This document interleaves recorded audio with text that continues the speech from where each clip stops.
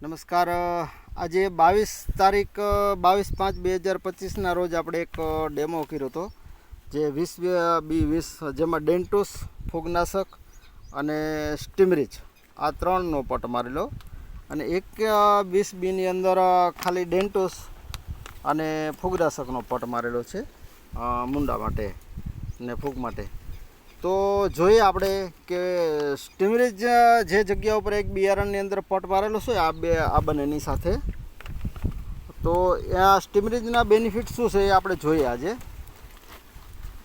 તો એક વચ્ચે આપણે 26 તારીખે એક વિડીયો બનાવ્યો હતો, એમાં આપણે 4 બિયારણ નહોતા હોય ગયા, એ પણ જોઈએ આજે. એનું જર્મિનેશન થયું નહોતું અને ત્યારે કઈ રીતે હતું. અને આજે પાછું આજની તારીખ છે 29/5/2025. તો આજે પણ આપણે જોઈએ બરાબર કે એમાં શું ફાયદો થાય છે.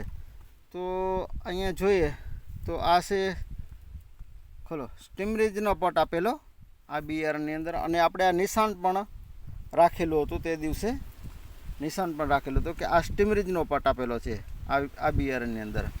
અને આ બિયારણ છે તો એની અંદર આપણે ખાલી આ ડેન્ટોસ અને ફૂગનાશકનો પટ આપેલો છે. તો આજે આપણે જોઈએ બંને તફાવત. હવે જોઈએ આ 4 બી આપણે નહોતા આવી ગયા, 2 બિયારણની અંદર અમુક ટકા થોડુંક જર્મિનેશન થઈ ગયું છે, પણ 2 બી તો હજી આજની તારીખમાં પણ ફેલ છે બરાબર. 2 બિયારણ તો આજની તારીખની અંદર ફેલ છે 20Bની અંદરથી.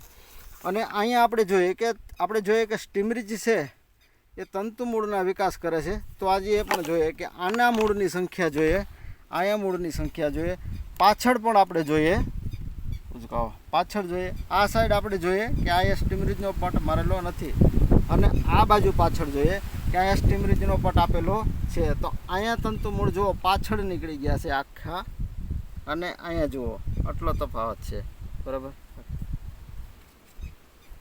આ જુઓ આટલો ઉગાવો છે, મસ્ત ઉગાવો છે. તો ખરેખર ગમે તે આપણે પટ મારીએ છીએ, ફૂગનાશકના પટ મારવા જરૂરી છે, મૂંડાનો પટ મારવો જરૂરી છે, પણ એમની સાથે સ્ટીમરીજનો પટ આપવો પણ બહુ જરૂરી છે. તો દરેક ખેડૂત મિત્રોને ભલામણ છે કે હમણાં વરસાદ થાય, વાવણી થાય તો સ્ટીમરીજનો પટ મારે, ગમે તે દવાનો પટ મારે, એમની સાથે સ્ટીમરીજનો પટ ખરેખર જરૂરી છે, મારવો જરૂરી છે અને મારે બરાબર. Okay, thank you.